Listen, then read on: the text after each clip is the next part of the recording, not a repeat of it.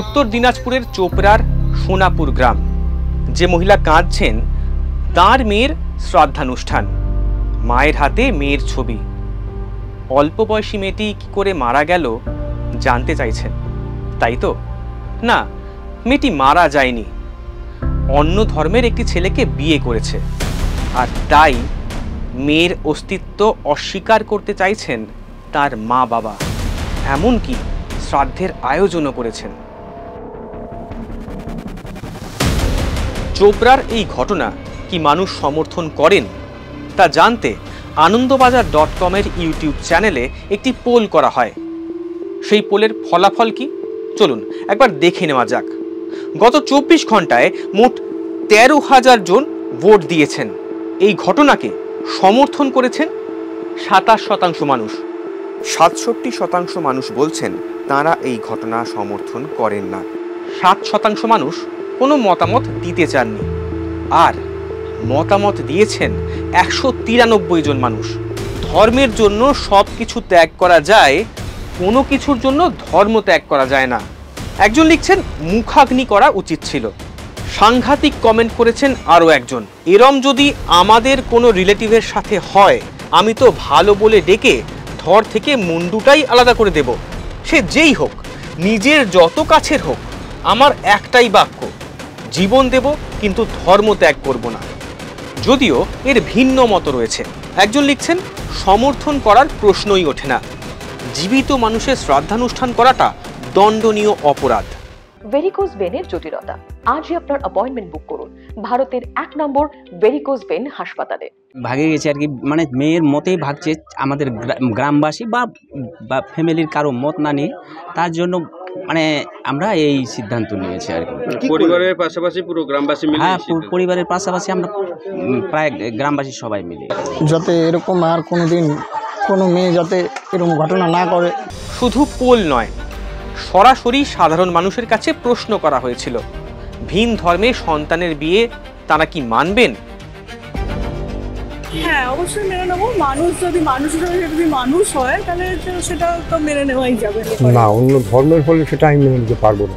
হ্যাঁ, মানতেই হবে আমাকে, যেহেতু ছেলের পছন্দ, সেহেতু ওরা নিজেরাই ভালো, তাহলে আমার ভালো।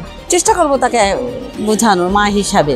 মেনে নিতে কষ্ট হবে, তারপরে যদি সিচুয়েশন এমন হয় যে আসলে না মানলে হচ্ছে না, তখন তো মানতে হবে। না, আমি এই সনাতনী হিন্দু ধর্ম, আমি হিন্দু ধর্ম ছাড়া আর কিছু বুঝি না।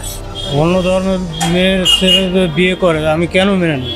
আমাদের দেশে, এমনকি আমাদের রাজ্যেও ভিন্ন ধর্মে বিয়ে কিংবা সম্পর্ক স্থাপন করতে চাইলে প্রাণে মেরে ফেলা পর্যন্ত হয়, যাকে আমরা অনার কিলিং বলে জানি। আর তথ্য ঘাঁটলে দেখা যাচ্ছে যে এই ধরনের অধিকাংশ ঘটনায় হিংসার প্রথম বলি হন মেয়েরাই।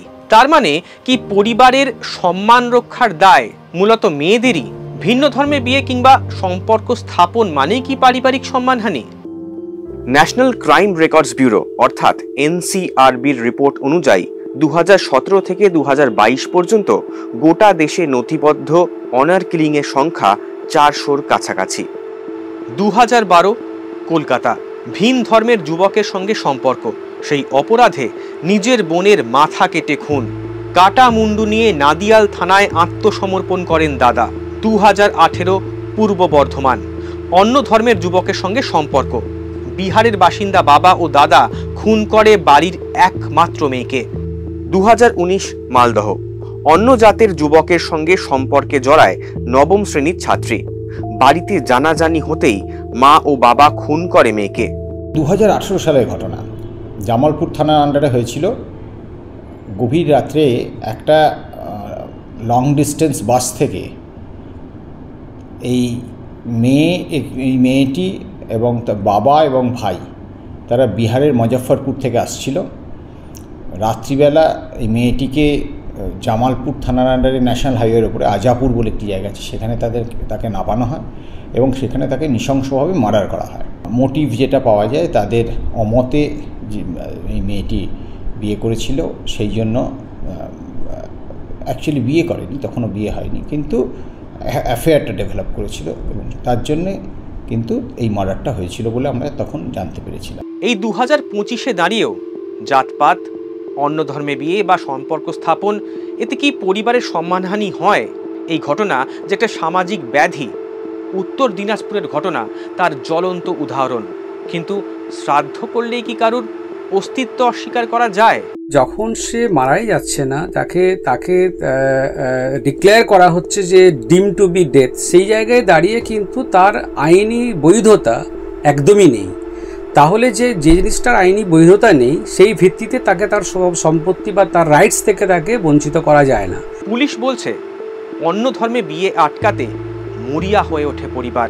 অনার কিলিং না হলেও নানাভাবে এই বিয়ে আটকানোর চেষ্টা চলে। অনেক ক্ষেত্রে মাঠে নামতে হয় পুলিশ প্রশাসনকেও।